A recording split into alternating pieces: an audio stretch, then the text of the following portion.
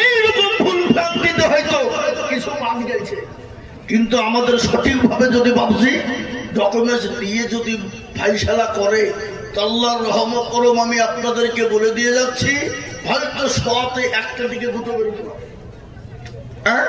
তাছাড়া আমাদের ডকুমেন্টস কি নিবে তারা? আমাদের কাগজ দিয়ে নয়, আমাদের ভারতেই যে জন্ম, আমাদের বাপ দাদা তার দাদা তার দাদার যদি ডকুমেন্টস চাই আমরা দিতে পারবো না? পারবো না? জোরে বলুন। যদি বলেন কি করে দিবেন গো, আছে প্রমাণটা কি? আমাদের তার দাদাকে আমরা তো এই দেশে মাটি দিয়েছি, কি দিয়েছি না দিইনি? কবর দিয়েছি কিনা? কবরকে খনন করে তাদের হাড়গুলাকে গুছিয়ে তুলি মেশিন দিয়ে ভালো করে রিসার্চ করে যদি দেখি এরা কোন দেশের লোক, পাওয়া যাবে না? যাবে না। কিন্তু আমরা যদি এটাকে ঘুরিয়ে বলি তো তোদের কি আছে দেখা, তোদের তো শেষ, তোরা তো আগুন দিয়ে জ্বালিয়ে পুড়িয়ে সব ছাই করে ফেলেছিস। কি বুঝছেন আপনারা বলুন? আপনার আছে কিছু? হ্যাঁ, আজকে মুসলমানদেরকে দেশ থেকে তাড়াবা, আজকে মুসলমানদেরকে বের করবা, আজকে মুসলমানরা বিদেশি, আদবানির বাড়ি হলো পাকিস্তান, ইন্ডিয়া এসে হলো স্বদেশী, হ্যাঁ, অটল বিহারের বাড়ি হলো পাকিস্তান, ভারতে এসে হলো স্বদেশী, সোনিয়া গান্ধীর বাড়ি হলো ইটালি, ইন্ডিয়া এসে হয়ে গেল স্বদেশী, জ্যোতিবাবুর বাড়ি হলো বাংলাদেশ, ভারতে এসে হলো স্বদেশী, বুদ্ধবাবুর বাড়ি হলো বাংলাদেশ, ইন্ডিয়া এসে হলো স্বদেশী, মিঠুন চক্রবর্তীর বাড়ি হলো বাংলাদেশ, ভারতে এসে হলো স্বদেশী, অধীর রঞ্জন চৌধুরীর বাড়ি হলো বাংলাদেশ, ইন্ডিয়া এসে হলো স্বদেশী, প্রণব বাবুর বাড়ি হলো বাংলাদেশ, ভারতে এসে হলো স্বদেশী, বিমান বসুর বাড়ি হলো বাংলাদেশ, ইন্ডিয়া এসে হয়ে গেল স্বদেশী, আর আমরা ইন্ডিয়াতে জন্ম নিয়ে আমরা হইলাম বিদেশি। হ্যাঁ, সিংহলার ভিতরে আলু ঢুকলো কি করে বাবা? এ বাবা, আলু ঢুকলো কি করে? এর ভিতরে গোলমাল আছে না নাই ধরে বলুন। কিন্তু শোনেলেন, এটাও জানিয়ে দিয়ে যায় ভারতবর্ষের মুসলমানরা ভিখারি নয় বাবা। কি গো ভিখারি? কথা বলেন, মুসলমানদের কি নাই?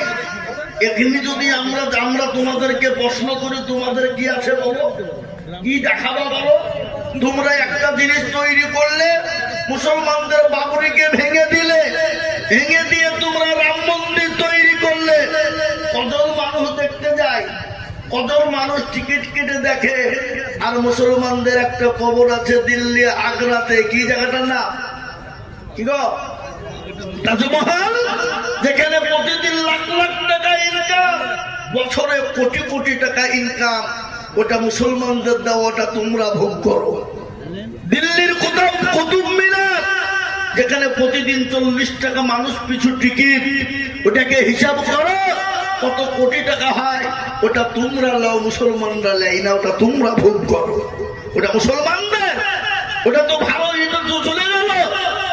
রাজস্থানে আজমির শরীফ, যেখানে গরিবে খাজা মাইনুদ্দিন চিশতি রহমাতুল্লাহ আলাইহি যেখানে শুয়ে আছেন, সেখানে কোটি কোটি টাকা ইনকাম হয়, কেন্দ্রীয় সরকার ভোগ করে, ওটা মুসলমানরা লাই না, ওটা আপনারাই ভোগ করেছেন। পশ্চিম বাংলার মাটিতে আমার মুর্শিদাবাদ জেলা হাজারদুয়ারি নবাব সিরাজউদ্দৌলা তৈরি করে দিয়ে গেছেন, সেখানে কোটি কোটি টাকা ইনকাম হয়। মুসলমানদের কোন লোকটাকে ভাগ দিয়েছে, ওটা আমার দেশের রাজ্য সরকার ভোগ করে। ঠিক না বেশি জোরে বলুন, কথা বলেন না কেন? আর কি লিবে? ইডেন গার্ডেন মাঠ, যেখানে খেলা দাও গোটা বিশ্বের খেলোয়াড়রা খেলে, কোটি কোটি টাকা ইনকাম করে সরকারের তহবিলে চলে যায়, ওটা মুসলমানরা লাই না। ওটা কাকে বুঝাবা তুমি? মুসলমানদের সব আছে, আজকে মুসলমানদেরকে তাড়িয়ে দেবে অত সহজ নয়। এ দেশকে মুসলমানরা রাজত্ব করেছিল 800 বছর, 750 থেকে 800 বছর। মুসলমানরা যদি মনে করত কোন জাতি কোন ধর্ম রাখবো না, একটা জাতিকেও ভারতবর্ষের মাটিতে ওষুধ করবো বলে খুঁজে পাওয়া যেত না। কিন্তু ইসলাম বলেছে, রাসূলুল্লাহ বলে গেছেন, কোন ধর্মকে আঘাত করো না, লাকুম দীনুকুম ওয়ালিয়া দীন, তোমার ধর্ম তোমার কাছে, আমার ধর্ম আমার কাছে লা ইকরাহা ফিদ্দীন, খবরদার কোন ধর্মকে নিয়ে আঘাত করো না, বাড়াবাড়ি করো না। আজকে তোমরা ইসলামকে না টানলে, মুসলমানদের না টানলে, কোরআনকে না টানলে তোমাদের ব্যবসা চলবে না, তোমাদের পুঁজিপতি তোমরা হতে পারবে না, এই চেয়ার তোমাদের থাকবে না, মসনদ থাকবে না। আজকে আপনারা জানেন এই পশ্চিম বাংলার একজন আগাছা বাপের কুলাঙ্গার সন্তান, জারদ সন্তান অর্জুন সিং হারামখোর কয়েকদিন আগে ইসলামকে নিয়ে কুরুচিকর মন্তব্য করেছে, আল্লাহর কোরআনকে নিয়ে কুরুচিকর মন্তব্য করেছে, বলেছে মুসলমানদের জন্য মূর্তি পূজা করা জায়েজ নয়, হারাম, মুসলমানদের জন্য এটা করা হারাম, পূজা করা হারাম। ওটা ঠিকই বলেছে ও, কিন্তু আরেকটা জিনিস উনি বলেছেন, ইসলামে বলেছে রেপ করা জায়েজ, কোরআন বলেছে ধর্ষণ করা জায়েজ, এটা বলেছে। আমি তাকে বলবো, তোর বুকের পাড়াতে গেলে মুসলমানদের সামনে বলে দেয়, তোর কলিজা যদি আমরা ছেড়ে না নিতে পারি, আমাদের ঈমান থাকতে ইসলাম এবং কোরআনকে কেউ কুরুচিকর মন্তব্য করবে, আমরা এক বিন্দু রক্ত থাকতে মেনে নিব? জোরে বলুন, মেনে নিব? আমরা মেনে নিব না।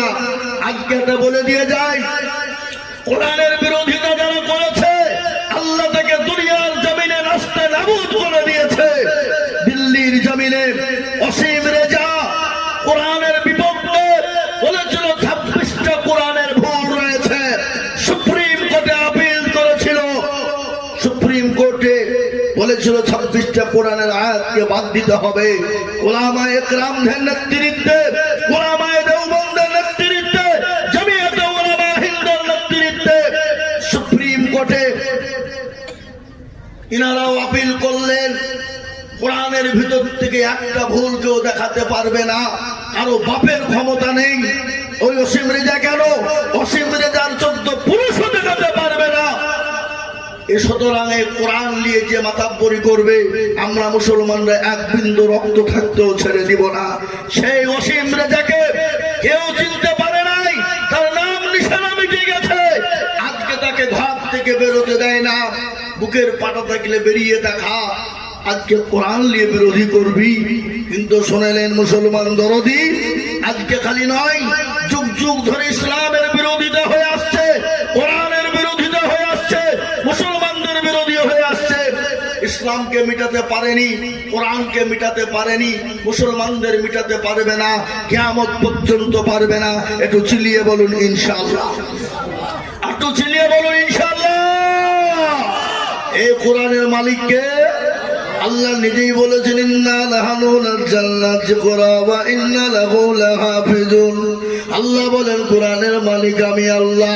পৃথিবীর জমিনে কেউ যদি হেফাজত না করে, আমি আল্লাহ কোরআনের মালিক। এই কোরআনের দায়িত্ব আমি আল্লাহ নিলাম। এই কোরআনের হেফাজত আমি আল্লাহ কি দিয়ে কিভাবে করব, আমি আল্লাহ ছাড়া পৃথিবীর কেউ বলতে পারবে না। মুসলমান দরদি, এই কোরআনকে মিটিয়ে দিয়েছিল, মিটিয়ে দিতে চেয়েছিল আবু জেহেল, আবু লাহাব, উতবা, সাইবা মিটিয়ে দিতে চেয়েছিল, রসুলকে মিটিয়ে দিতে চেয়েছিল। আল্লাহ জানিয়ে দিয়ে বলেন, নবী গো, আজকে যারা আপনাকে মিটিয়ে দিতে চায়, যারা কোরআনকে মিটিয়ে দিতে চায়, আমি আল্লাহ তাদেরকে মিটিয়ে দিব। তাদের নাম নিশানা লাওয়ার মতন কোন লোক থাকবে না। মুসলমান, আজকে বলুন তো কোন জাতি, কোন ধর্মের মানুষ আছে আবু জেহেল ছেলের নাম রাখে না, ফেরাউন রাখে না, নমরুদ রাখে না? মুসলমান, তারা জানে পৃথিবীর জমিনে 1 নম্বর শয়তান ছিল এরা। এই জন্য আজকে অন্য জাতির এত কষ্ট হয়েছে বাবা। তাই আমি আপনাদেরকে বলবো, বাপ ও দরদি মুসলমান আল্লাহ ওয়ালারা, ও ঈমানওয়ালা কলবাওয়ালারা, এ কোরআন ছিল, আছে, আগামী তো থাকবে ইনশাআল্লাহ। কেউ শেষ করতে পারবে না, কারো বাপের ক্ষমতা নেই। জোরে বলুন আরেকবার ইনশাআল্লাহ। মুসলমান, এ কোরআনের জন্য সাহাবায়ে কেরামরা মার খেয়েছেন, বিবিকে বিয়ে করে দিয়েছেন, সন্তানকে ইতিম করে দিয়েছেন, এমনকি প্যারা নবী পর্যন্ত তাইফের ময়দানে রক্ত দিয়েছেন, উহুদের প্রান্তে দান্দার মোবারক শহীদ করেছেন, বদরের প্রান্তে মার খেয়েছেন। আল্লাহ নবী নবী কোরআনের জন্য কলেমার দাওয়াত দিতে গিয়ে তাইফের ময়দানে রাসূলুল্লাহর উপরে তো অত্যাচার করা হলো, এত অত্যাচার জুলুম হলো, নবীর উপর স্টিম রুলার চালানো হলো। আল্লাহ বলে নবী গো আপনি কোনো টেনশন করবেন না গো রাসূলুল্লাহ, আমি আল্লাহ রয়েছি, আপনাকে মক্কা জমিনে থাকতে হবে না। মক্কার জমিনে আপনাকে থাকা লাগবে না, এই মুহূর্তে আপনি মক্কা ছেড়ে মদিনার পথে চলে যান। রাসূলুল্লাহ মক্কা ছেড়ে মদিনার পথে যাবেন। কাফের বেঈমানরা নবীকে যেতে দেবে না, নবীকে রেগে মেরে দিবে, নবীকে শেষ করে দিবে। কিন্তু বলুন তো মারনেওয়ালাকে, একটু জোরে বলুন, জিন্দা রাখনেওয়ালাকে। আল্লাহ যদি কাউকে মারে পৃথিবীর কেউ তাকে বাঁচাতে পারে, আর আল্লাহ যাকে বাঁচিয়ে রাখবে পৃথিবীর কেউ তাকে মেরে দিতে পারবে না। ইজ্জতের মালিক আল্লাহ, বেইজ্জতির মালিক আল্লাহ, মেরে দেওয়ার মালিক আল্লাহ, বাঁচিয়ে রাখার মালিক আল্লাহ। এই দেখেন কোরআন করুন, আল্লাহর কোরআন বলেছে বাবা কুলিল্লাহুম্মা মালিকাল মুলক তুতিল মুলকা মান তাশা ওয়া তানজিউল মুলকা মিম্মান তাশা ওয়া তুইজ্জু মান তাশা ওয়া তুজিল্লু মান তাশা বিয়াদিকাল খায়র ইন্নাকা আলা কুল্লি শাইইন কাদির। এ বাবা সবের মালিক কে? জোরে বলুন। ইজ্জত বেইজ্জতের মালিক, সম্পদ দেওয়ার মালিক, কেড়ে নেওয়ার মালিক কে? আজকে যারা মসনদে পেয়ে বাবা দাঙ্গা ফাসাদ বিপদ লাগিয়ে রেখেছে, এই মসনদ সেকেন্ডও টাইম লাগবে কেড়ে নিতে। আল্লাহ যদি বলে হয়ে যা, হয়ে যাবে। আল্লাহ যদি বলে কোন ভায়া কোন, শেষ। রাজ্যমান সিংহাসন সবই করি দান। কবি বলে রাজ্যমান সিংহাসন সবই করি দান, সাগর সাই কেড়ে নিয়ে ফকির বানান, বাচ্চাকে ফকির করে ফরকে করে দান। ভাঙা গড়ার পৃথিবীতে তার কাম, কত হাজার টাকা কত জনে লয়, সারাদিন কেটে কেহ অনাহারে রয়, কেহ বা হাজার টাকা পায় বিনা মাহিনাতে, আর কেহ বা ঘোড়ার গাছ কাটে পেটে ভাতে। এ মুসলমান দরদি, ইজ্জত বেইজ্জতির মালিক আল্লাহ, সম্পদ দেওয়ার মালিক আল্লাহ, কেড়ে নেওয়ার মালিক আল্লাহ, মারনে ওয়ালা আল্লাহ, জিন্দা রাখনে ওয়ালা আল্লাহ। আল্লাহ বলেন নবী গো আপনি কোনো টেনশন করবেন না। ওগো নবী আপনি এক মুঠো বালু তুলুন, বালু তুলে তাসবুদ পরে কাফেরদের মাথা দিয়ে ছিটিয়ে দিবেন, আর কাফেরদের চোখ দুটো বন্ধ হয়ে যাবে, আর আপনি তাদের হাতের পাশ দিয়ে চলে যাবেন নবী।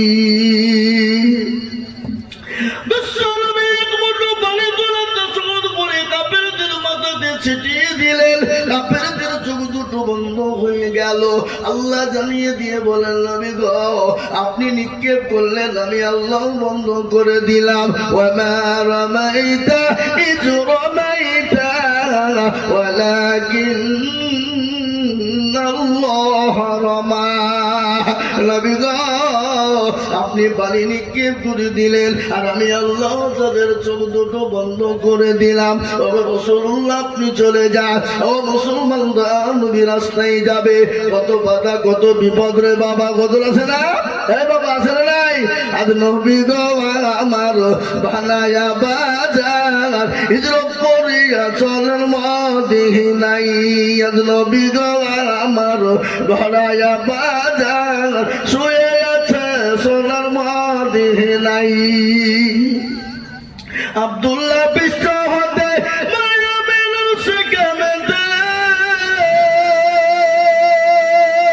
জন্ম নিলেন নবী মক্কাতে। নবী গো আমার বানায়া বাজার, হিজরত করিয়া চলেন মদিনায় আজ নবী গো আমার গড়াইয়া বাজার শুয়ে আছে সোনার মদিনায় নবী বলে হযরত আলী জবি চলে গেলি নবী বলে হযরত আলী জবি চলে গেলি আমার বিছানায় শুয়ে যাও আজ নবী গো আমার গড়াইয়া বাজার হিজরত করিয়া চলেন মদিনায় আজ নবী গো আমার বানায়া বাজার শুয়ে আছে সোনার মদিনায় ওই নবীর নামে দুরূদ পড়িলে ওই নবীর নামে দুরূদ পড়িলে হাবিয়ে তো জুগনি ভেজায় আজ নবী গো আমার গড়াইয়া